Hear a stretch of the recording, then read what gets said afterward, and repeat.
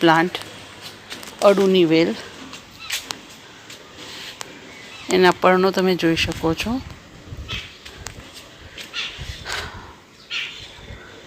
અહીં તમે જોઈ શકો છો પ્રકારમાં આ જ્યાંથી પર્ણ ઉદ્ભવે એને ગાંઠ કહેવાય, અને ગાંઠ પરથી આ મૂળ ઉદ્ભવે છે. આ મૂળ જે આધાર સાથે ચોંટી અને આરોહણમાં મદદ કરે છે, એટલે આવા મૂળને શ્લેષી મૂળ પણ કહેવાય, અથવા જે આરોહણમાં મદદ કરે છે એટલે એને આરોહી મૂળ પણ કહેવાય.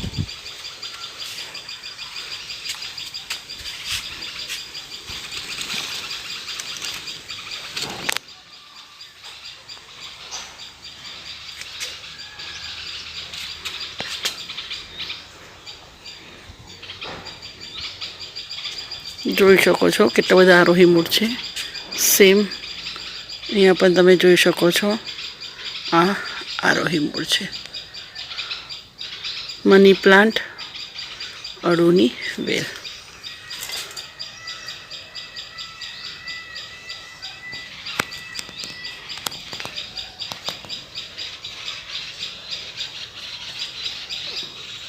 જોવા કેટલું મોટું મૂળ છે, અને પર્ણોની સાઈઝ પણ તમે જોઈ શકો છો.